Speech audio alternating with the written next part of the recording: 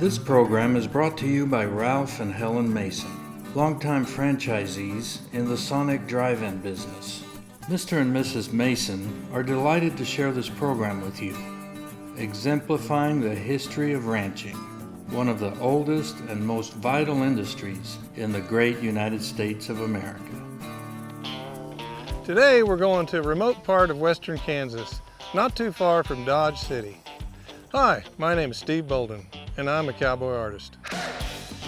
You know, there's a story behind every one of my paintings. This show is about those stories in my search to find them. I travel to ranches across the country to see cowboys in action and to gather authentic material for my paintings. Along the way, I have the rare privilege of meeting ranchers and their families who pass along their passions and the cowboy way of life. So join me as I capture these real cowboys, their horses, and their cattle on canvas. Welcome to The Art of a Cowboy.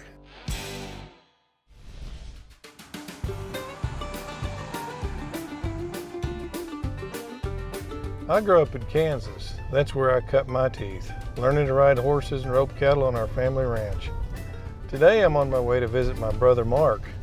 He has his own ranch about 30 miles from Dodge City. When you mention Dodge City, most people think about outlaws, cowboys, and cattle drives across the plains. They think of a way of life that disappeared a long time ago. But if you look closely, you'll find the old ways are still here. Well, the good parts, that is. In a little bit, we'll take a closer look at Dodge City. But first, let's go do some ranching. Around here, your closest neighbor may live 10 miles away. So when you say it's 30 miles to Dodge City, well, that's practically next door. Well, we're just about here. These are Mark's corrals down here, and I think he'll be there waiting for us. As we drove up that long dirt road, I could see Mark was down at the pens. Yeah, I think I see him right up there. He's in the pens. Looks like he's getting ready to do some feeding or something. Pretty long drive out here. See what he's up to today. Hey, Mark. Hey, Mark. Hey, Steve. How you doing? I'm doing good. How are you? All right. My brother Mark, 99% of the time, he is out there by himself, figuring out how to make this work. So you might say he's a one-man ranch.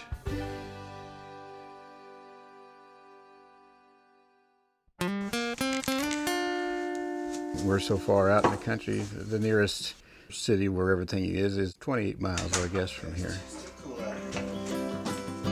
When we first got this ranch, we moved in a manufactured home, and we've lived here all this time. For 20 years, they had a modular home on this land. They lived out there. His wife, Tara, was a school teacher. She drove nearly 30 miles every day during the school year back and forth. And she did that for the last 20 years. But just recently, in the last year and a half or two, they moved to town. But you can't run a ranch from 28 or 30 miles away. There's all kinds of weather issues and just day-to-day things where you need a place to get in, eat lunch, and stay overnight, even for days at a time if, say, a blizzard would come in. Well, they sold the modular home, and he had this little cabin built. It's basically a little shed that he's really turned into a really neat cabin. Yeah, we're sitting here in an old cabin here on the ranch, which is fully remodeled to have places to sleep, kitchenette, restroom, and heater, and air conditioning. So it's a really neat little place, you know, and it's really come in very, very handy.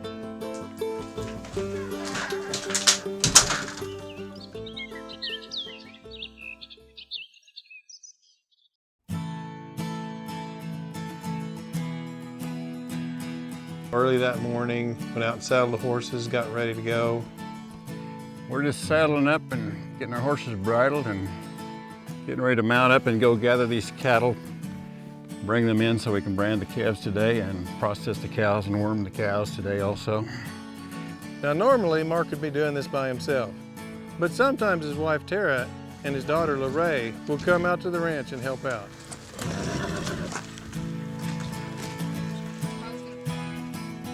Steve's gonna ride his horse. Lorraine's gonna ride the little paint horse. My wife Tara's gonna take the Ranger and help them there. And everybody just spread out, look where they need to be, and hopefully in a short amount of time we'll have them here in the corral. Okay. He kind of got us all lined out and told us the way things were going to work. And we had a plan of action. Just ready to go. The clouds kind of darkened over. The next thing you know, we had a nice little shower going. I'm on the Ranger and it doesn't have a roof, but I had an umbrella in my car and I just grabbed it and that became my roof. So what do you think, Mark? Is it just going to be like, going to clear up here in a little bit, you think? Well, we see some blue sky now back there and a break in the clouds. Yeah. The weather was a little iffy. It was rainy and cold, and the horses were sensing it, the cattle were sensing it. Cattle handle better too when it's not in wet weather. Changes their temperament a little bit too. I sure can't complain about the rain because we like having the rain. It's good for the grass. In the long run, it'll be a positive thing. So we'll give it a little time here, maybe eat our lunch and come back and resume where we started here. When we went in for lunch, we had some really nice steaks. One of the nicest parts about my job is getting to eat steaks everywhere I go. Homegrown beef, no matter whether it's hamburgers or steaks, I mean, it's all good.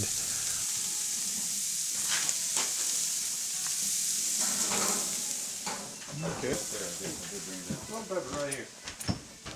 Farmers and ranchers, there's a pride that they take, I think, in the fact that this is cattle that I've raised, and this is what I'm providing for the world to eat.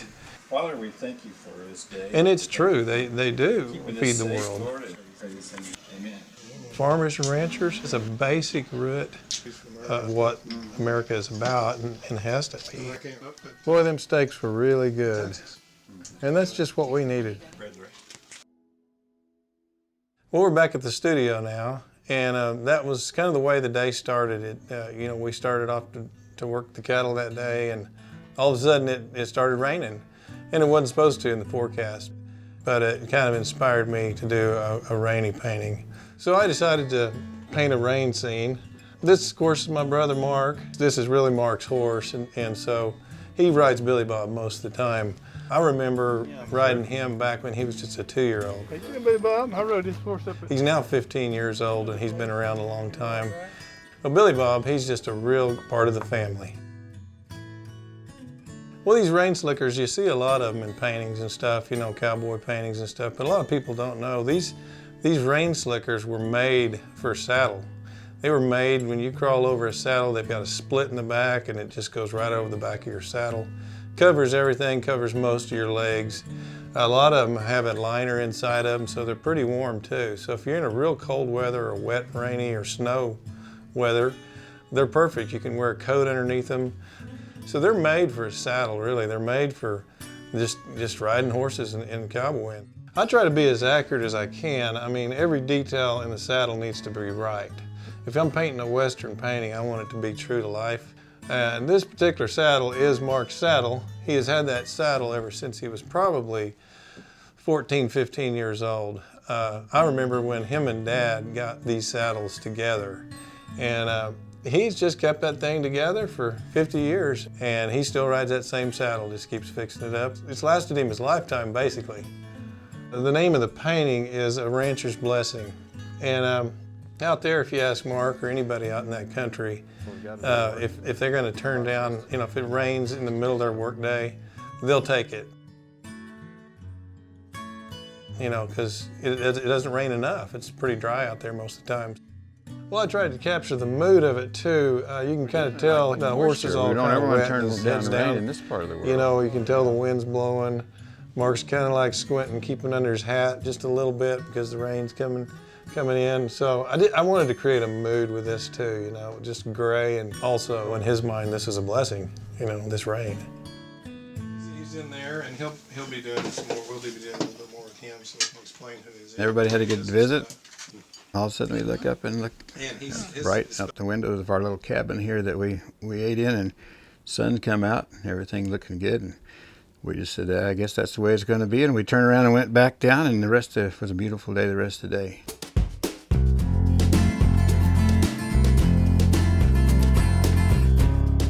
And so it did turn out to be very nice. And so we decided, well, perfect, let's go on out and let's just resume where we were at and go ahead and work the cattle.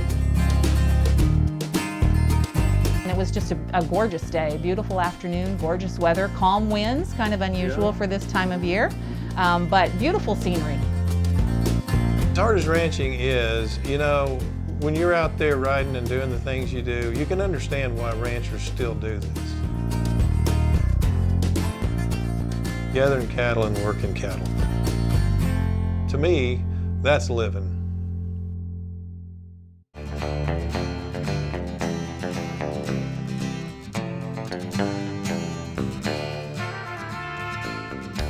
So when they talk about the Wild West, they really do mean the Wild West. We're not too far from the town of Dodge City, and that's a well-known town that everybody understands when you think about Gunsmoke in the westerns. One of the first wave of people that came here after things were being settled and starting to be settled were the buffalo hunters that came for the hides, which were the sustaining element that the Indians relied upon out here. Over a 2-year period, and just in this area alone, 1 million buffalo were destroyed in that process.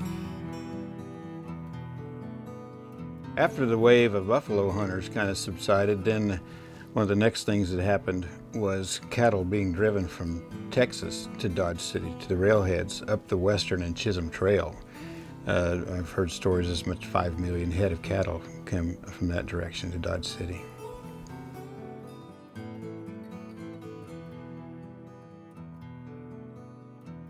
The Santa Fe Trail runs pretty close through the Dodge City area. You can stop and see the ruts from the Santa Fe Trail.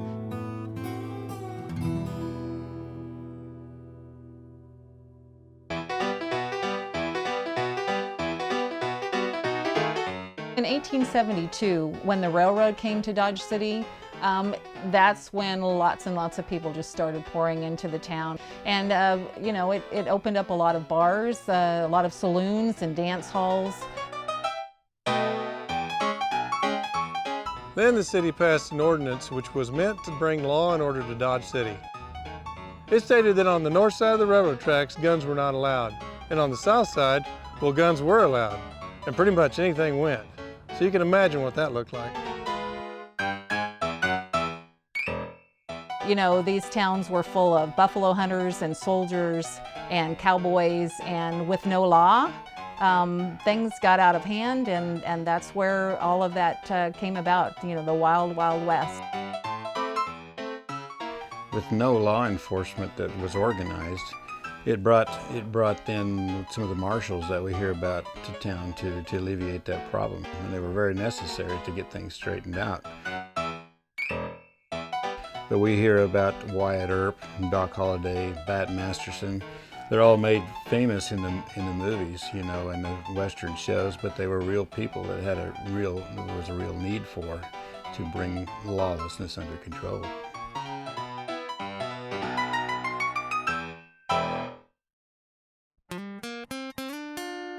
Well, ranchers feel wonderful about rain because they usually don't get enough of it. But there are some things that they are really worried about, and one of them is a blizzard.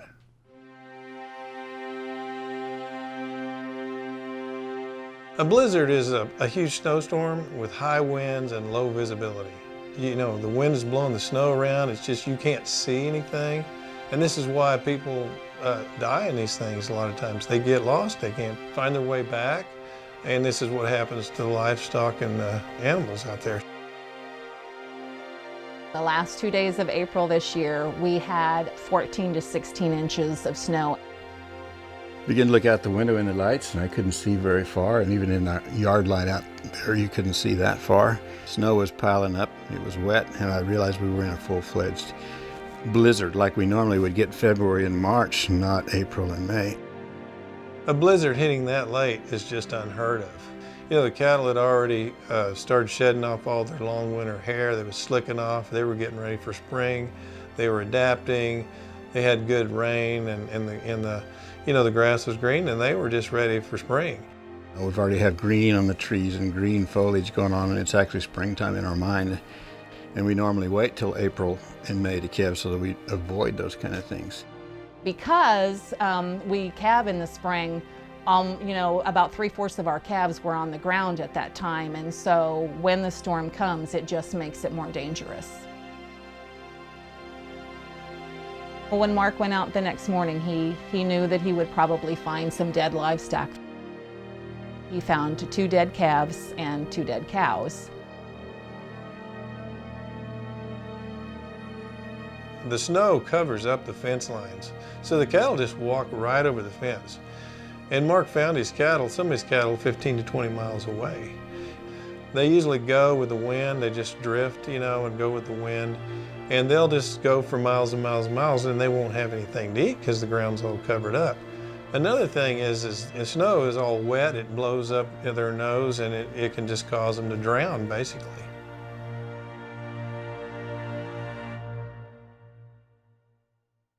As a kid, I'd been through a lot of blizzards in Kansas, but this one was really bad.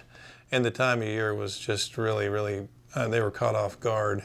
So I decided to do a blizzard scene. A lot of snow scenes are pretty, and you can still see the horse's ankles a ways, but this indicates this was this particular blizzard. 14 to 18, 20 inches. That's about where it would hit on the horse's leg. I really just wanted to show the ruggedness of the conditions that are out there. And you can see that it's really, really cold, and he's looking off into the distance. You can see his breath, you see the snow blowing. The horse has got his head down, and he's cold. You heard Mark talk about how his cattle were lost. And, I've just kind of hinted at there's a fence line there that's just been drifted over, and then cattle get out. He had cattle 15 miles from home. A lot of them had cattle 20 and 30 miles from home, and then they couldn't even find them. So him and Lorraine both rode their horses. That was about the only way to get around, without just getting stuck. In this particular painting, it shows that the old-fashioned way of, riding a horse is still very needed out there on the ranch. It really is. And I think this painting also shows the determination of ranchers and cowboys. And at this point, he's not going back home. He's just leaving the ranch to go find his cattle. So the name of this painting, I think, is The Searcher, because that's what he's doing. So that's why I decided to do this painting. So let's go back to the ranch.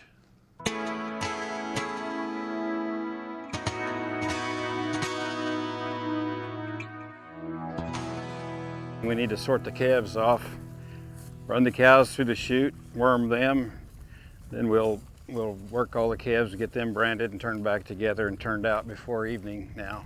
So we'll just slide on up there and get started with that process. Okay. Everybody can help me do the groundwork, sort in the alleyway and get ready for that. Enjoyed that, had a nice run across there, beautiful with the sun on the green grass and the blue sky, and rounded those up, got back to the pens then. We're able to go ahead and sort up the cows from the calves, get the cows that hadn't calved back out to pasture, the ones that had into a pen. When I began to build my pens and my pasture systems, I had to build it in a way creatively to figure out a way that where I could handle those cattle by myself or as a family. 2 at a time. So you're in here where you can't get hurt if you stay between the gates. And so our crew consists of me full-time and my wife and my daughter the other time. They are my major helpers in this operation. Everything's spring loaded so the gate will pull itself back to its normal position, stay out of your way. It'll come around across and let's bring in 2 more. Perfect. This is a process that he has, and he has this corral system that he's efficiently figured out how it works. Great system. And it works well for them. Mark and Tara and Lorraine They get on the gates and Mark tells them in and by. Either in or by. I had the in gate, and he would usually do some kind of hand motion, and she had the by gate, which was usually like this. She opens one gate for one cow to go in, and then I'm running the buy pin, and Mark signals to show us. Buy, 2. And then when they get this part done, Mark knows that he can do the rest himself. Once you get those cattle in the creel, then I have to complete the job. That means cows need to be ran through a chute and dewormed, and the calves have to be processed and given their vaccinations and branded. And continue the process. That's just the way it works.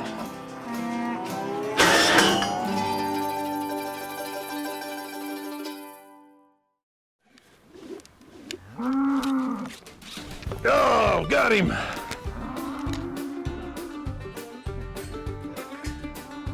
Lorraine, she was born and raised here, you know, all the way through.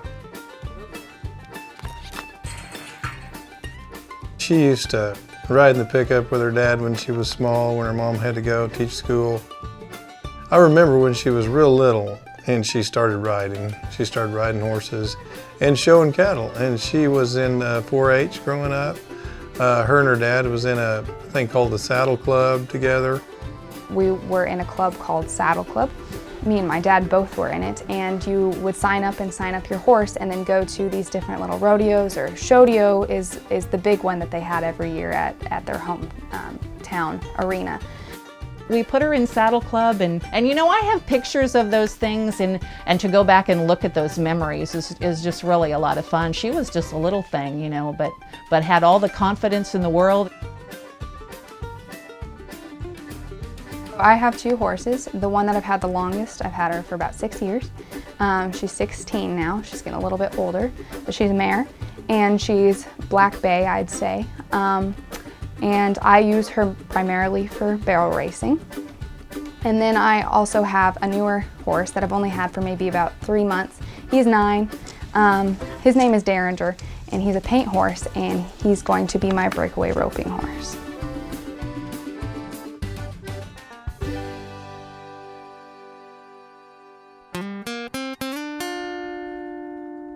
Well, when I'm at a ranch, my eyes are wide open. I'm always looking for ideas that I can come back with and tell a story about that ranch. And sometimes it's easy and sometimes it's hard to find something that speaks of that person. We were doing some roping together, and I thought, you know, this is what Lorraine is really into right now, and her and I roped together. And so that's how I got the idea to do this painting. She's roping. That morning she had her coat on still, and it was rainy and stuff, and you know, we were just kind of after the rain, and we started roping a little bit on the calf dummy. And so I decided just to paint her just exactly what she was wearing that day. You know, an oil painting is a longer process. The way I paint, you build layer upon layer, and you kind of do glazes and things. And so, you know, areas of this painting, like on the rope, I probably went over that rope 4, 5, 6 layers to just get the kind of depth that I wanted in it. You can tell she loves doing this. It's something that's in her blood, and she really works hard at it. And this is something that she enjoys. So I think this tells us a story about Lorraine, right where she's at right now.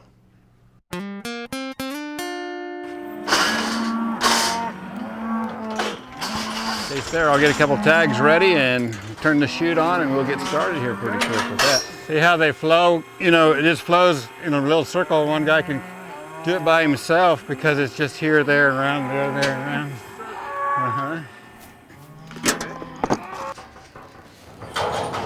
Okay, just a shot and a couple of ear tags are missing.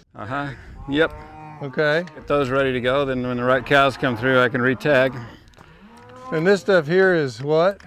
It's the wormer, or dewormer. The dewormer, okay.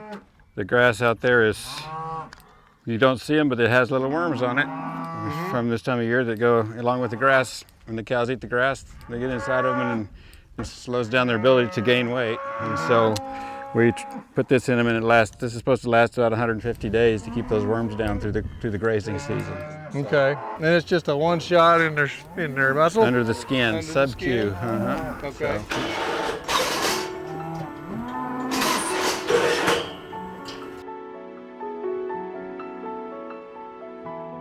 what else do you know that God gave us? When that runs out and it's all eaten up, every year He gives us a whole new deal, and it goes through the economy every year and just keeps things going and starts over and keeps things going. We're part of that beginning raw material that filters through the economy and creates everything. It's the most essential industry in the world if you look at it.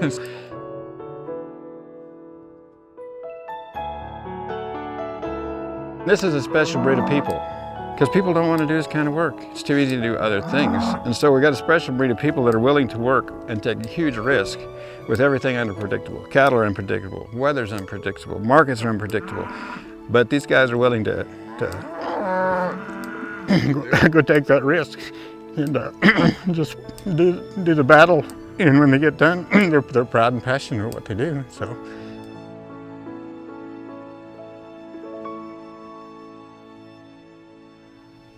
So we spent several days at Mark's ranch. I spent that time observing, taking photos. We were filming everything we could.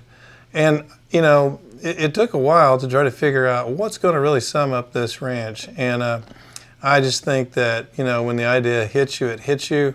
And so this is what I decided to do. Well, as you can tell, it's Mark. If you've seen anything on this program, you've seen him a lot. Mark is a one-man show.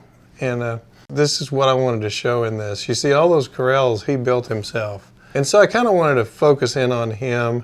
And this angle caught my eye. And it shows him working his element. He welded all this himself. He designed all this himself. What I found was interesting is, he has these big metal plates on top of his gates. So I had to call him back because I forgot to ask him while I was there. And he goes, oh, well, it's just kind of something I, invented. He said, you always see these gates that are sagging and dragging on the ground, and guys are having to drag them around.